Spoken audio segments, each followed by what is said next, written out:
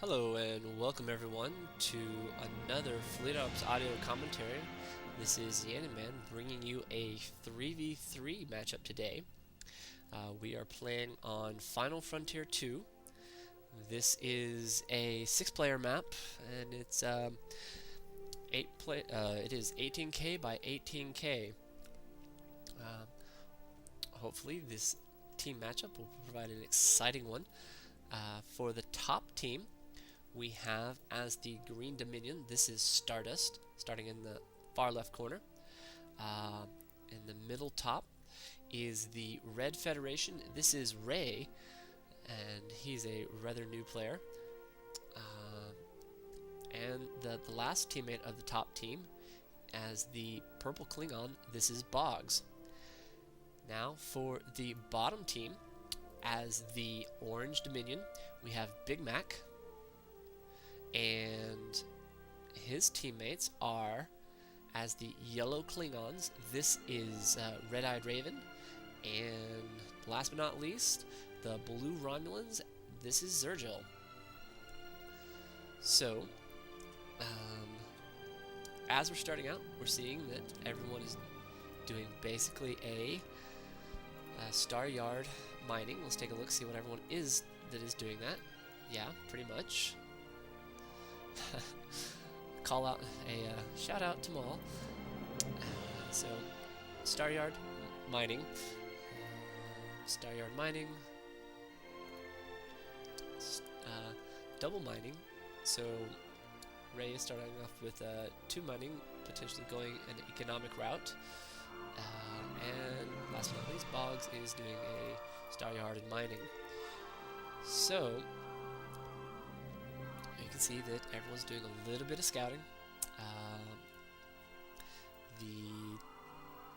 Both teams have the benefit of a cloaking race, so we should be able to see players with a lot of intel to make good decisions for their fleet movement. If you've ever played a game where you don't have a cloaking ship, you do find that you are sort of starved for information for a large amount of game, and so you have to actually use your offensive engagements for your intel gathering. If not, you're going to end up sacrificing your scout ships because they end up just dying way too quickly to be of any use, and they're just sort of a mineral throwaway. So here the 2 Dominion players, Big Mac and Stardust, have found each other's scouts and are trying to blow each other up. We'll see if Big Mac is going to get away, and it looks like he may actually get away. So he's going to save the scout, going to be able to scout some additional stuff.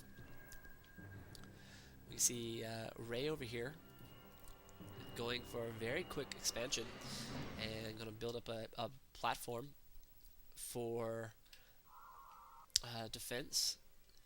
And we'll see if see what sort of game this top team provides.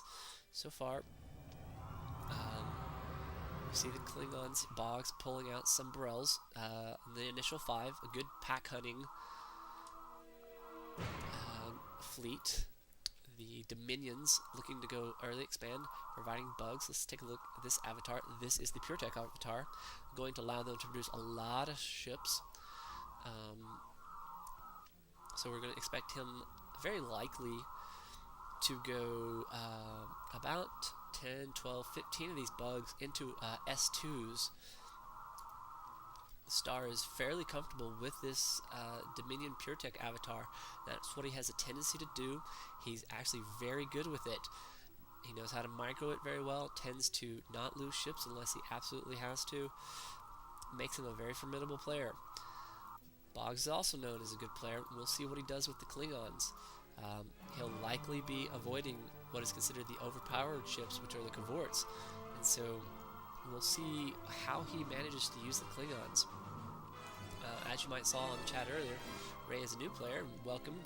You're now famous on YouTube.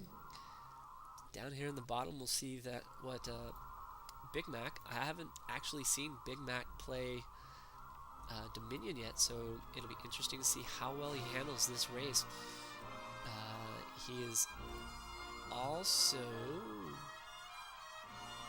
looks like he's Breen. So I don't know how he handles Breen. I don't know how people are playing Breen on this patch. So we'll see if he actually goes to Breen Cruisers. Red-Eyed Raven has proved to be a rather wily opponent. I've seen him in a couple of games. He looks to also be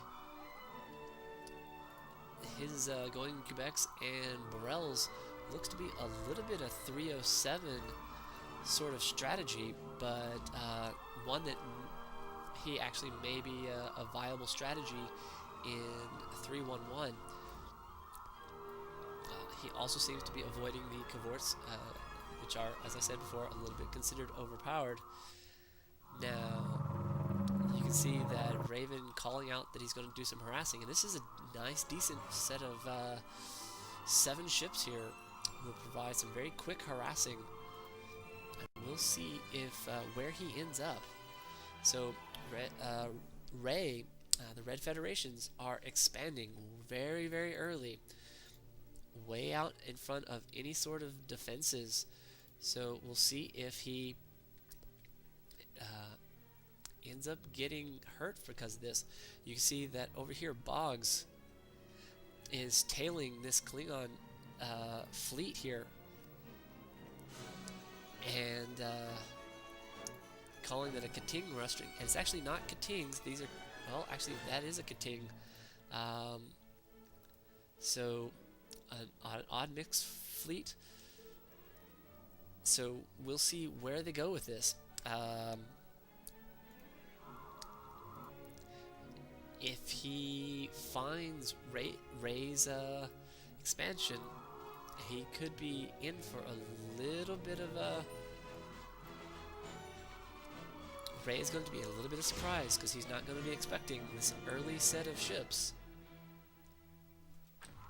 It's going to revolve around whether this platform can get up, and this platform is going to take another minute to come up. So Ray is going to end up losing his secondary expansion, which for all extents and purposes probably was a little bit early. So you can see Boggs pulling in some additional ships. Thinking that he's going to be able to provide a little bit of distraction, maybe give this constructor a bit of time to finish this off. Yes, so these Borels are going to come in. Stardust providing a little bit of bugs, so making this a 2-on-1 fight. Going to push back Red-Eyed Raven. You can see also, however, that Big Mac was going to provide a little bit of help on the harass as well. So you can see that Boggs microing this ship very well, pushing him away, going to let him repair, not going to lose that ship. It's something that you need to do is each and every ship is valuable. You want to keep it alive as long as possible. If you see it's dead on shield, immediately repair that. You can actually hotkey the priority repair, Shift R. So if you ever see one of your ships that iron need repair, Shift R, get that guy out of there, get him out of the battle. He'll come back to fight another day. Ray has somehow been miraculously able to put up some platforms and is going to provide a very contentious area of the map. Boggs successfully calling the fact that he, with a little bit of Stardust help, was able to shore up against that attack. So you can see here that Red-Eyed Raven, while attacking, was also expanding at the same time. It's a very good tactic. It's going to cause your opponents to be looking away somewhere else and allowing you to expand if you are attacking. So you can see here Red-Eyed Raven calling out that this expansion needs to be taken out quickly. A couple of turrets up. This is going to give the